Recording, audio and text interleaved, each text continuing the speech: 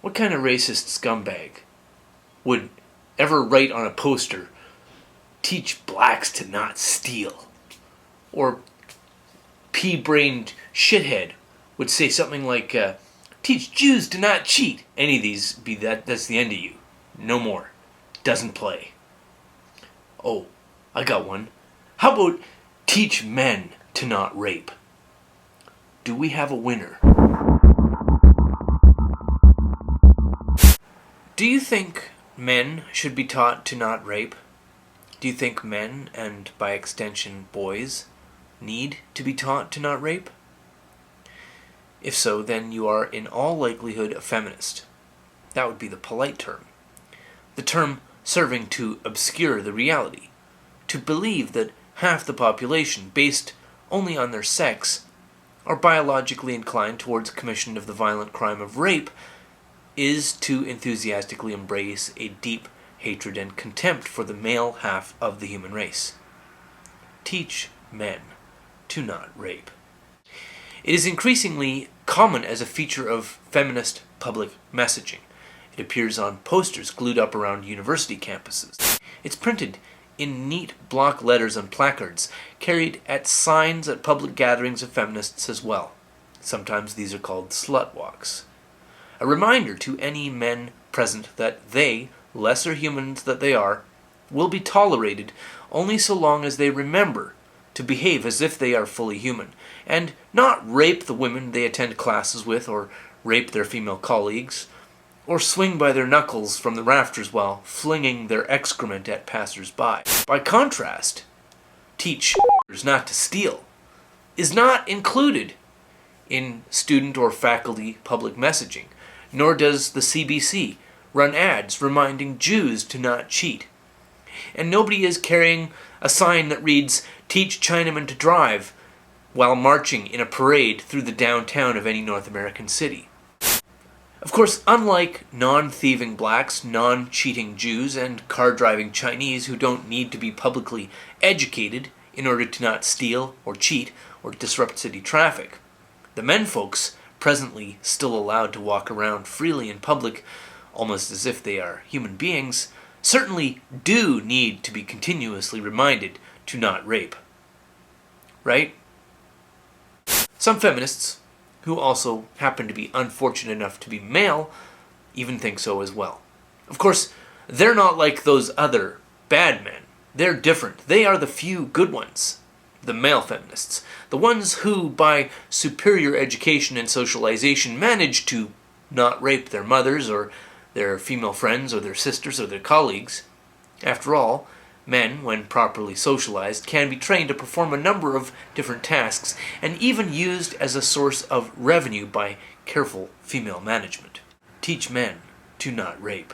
Interestingly, the term rape culture, widely popularized to indicate that our culture's values include support for and promotion of female victimizing and male perpetrated rape, that term is now falling somewhat out of fashion.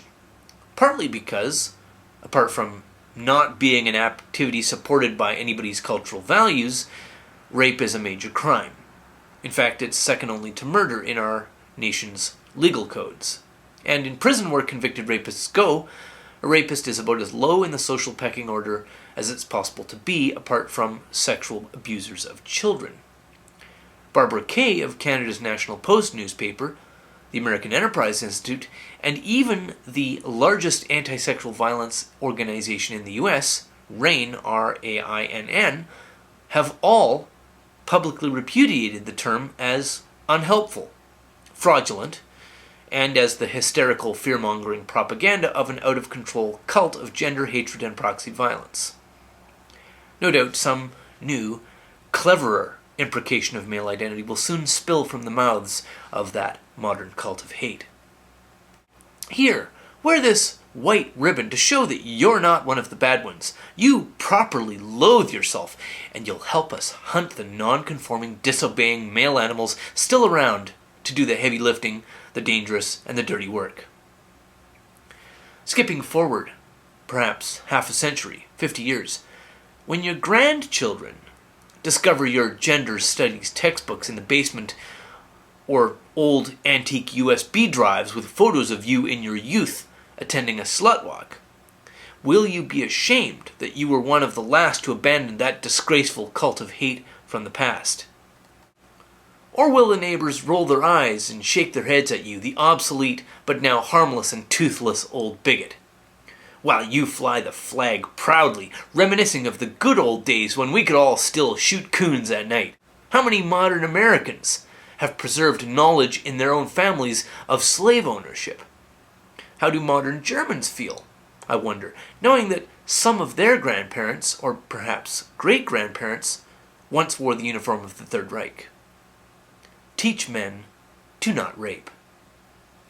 If today this rhetoric is something that you have said, then shame is what you should properly feel, and extinct is where your particular ideology of hate is headed.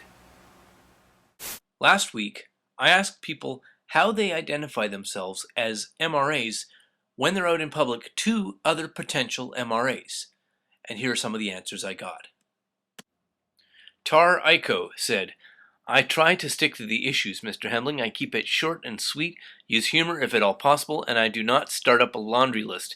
What we have here is a minority movement that is a smidgen more acceptable at first blush and to your average Joes and Janes than something like the Ku Klux Klan."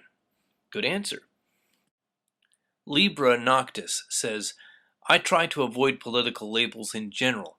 If asked point blank, I will accept the label of MRA, but I think it's generally not useful to come out with that out front at all, because of the bias attached to it. The label means something drastically different to people outside of it as it does to people inside of it.